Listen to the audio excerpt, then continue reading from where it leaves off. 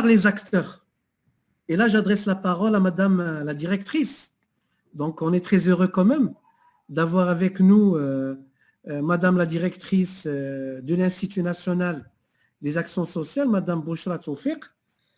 Vous êtes docteur en économie sociale, vous êtes experte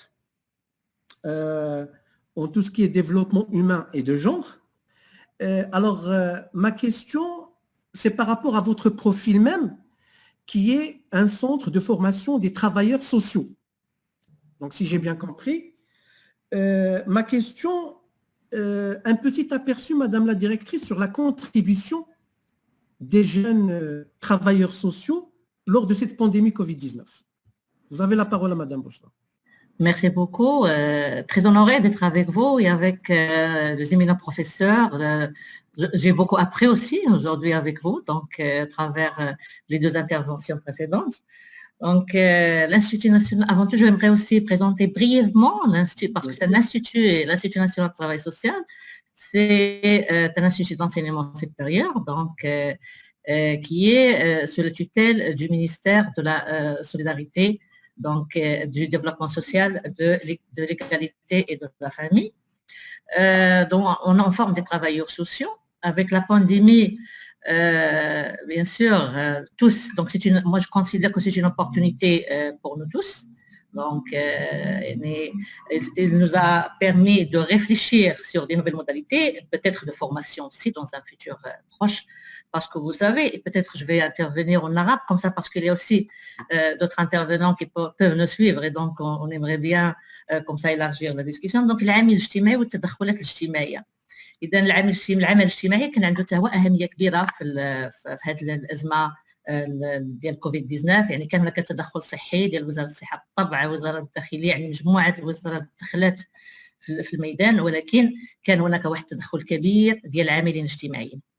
شكون هما هاد العاملين الاجتماعيين؟ من هو العامل الاجتماعي؟ اذا العامل الاجتماعي كان هناك تدخلات ديال طبعا الوزاره الوصيه ديال التعاون الوطني وديال الجمعيات، يعني هناك جمعيات كثيره تدخلت في هذه الازمه الحاليه، وبالتالي فمن حيث المفهوم يعني مؤخرا يعني كان قانون ديال العاملين الاجتماعيين.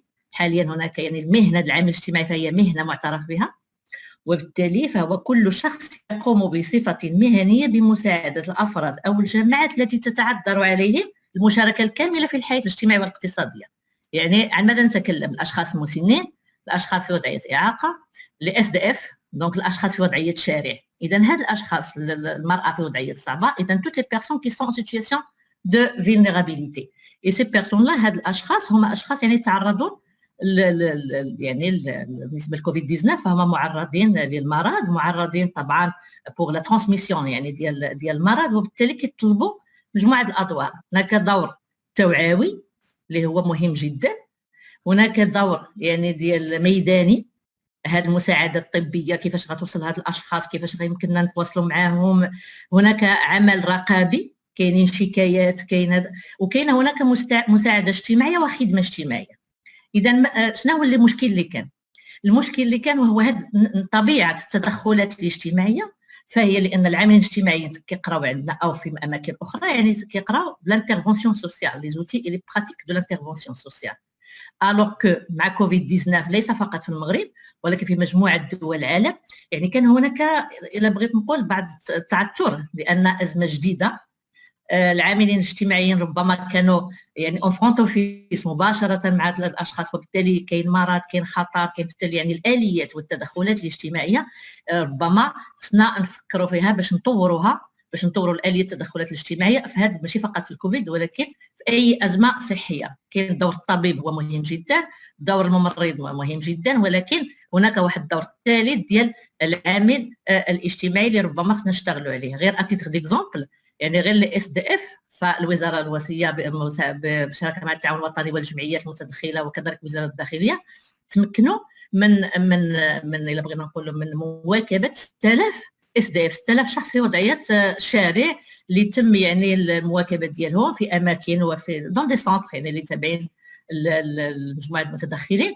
والتفكير الحالي يعني وكان خص يتدخلوا معهم كيف شنو هي الادوات والاليات باش ندخلوا مع الطبيعه ديال يعني مع هاد الاس دي اف، كيفاش يمكننا نفكروا في الادماج ديالهم مستقبلا.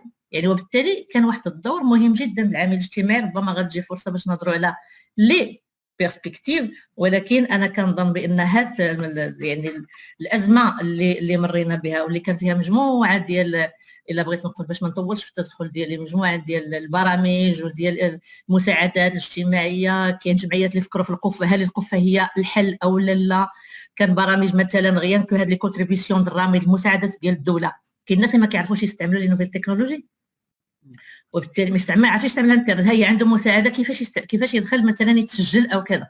وبالتالي كاين خص الدور ديال العامل الاجتماعي يواكبوا ويساعدوا في هذا الامر. حاليا الحمد لله يعني كاين اخوه بين المغاربه وكنتساعدوا بيناتنا، ولكن خاص احترافيه اكثر. كاين في الدول الاخرى عاملين اجتماعيين اللي اضطروا مثلا يساعدوا العائلات غير بالتليفون، وبالتالي كيقول لك كانت هناك لا كومونيكاسيون نون فيربال افون، كان كيتعامل مع الناس مباشره، وبالتالي il y a une communication non verbale. Quel type de communication في الكوفيد 19 مع الحجر، مع اننا بعادين على الناس؟ وانتم كيف ما كتعرفوا في بعض الدول، فمثلا في المراكز ديال المسنين كانت هناك وفيات كبيره جدا. اذا الحمد لله في المغرب ما وقعش هذا الاشكال هذا. يعني كاين 4000 مركز ما كان فيها حتى شي وفاه ولله الحمد. ولكن انا كنظن بان حان الوقت للتفكير في اليات جديده للتدخل الاجتماعي. وشكرا. فما جو ريفيندري vers vous. ضروري أستاذة، باش نخلي الفرصه لباقي المتدخلين. اكيد استاذه، اكيد. يعني انا غنهضر شويه بالعربيه. هاد الازمه ما خلاتنا نعاودوا الحسابات، اكيد. وهنا بزاف ديال المسائل ولات كتبان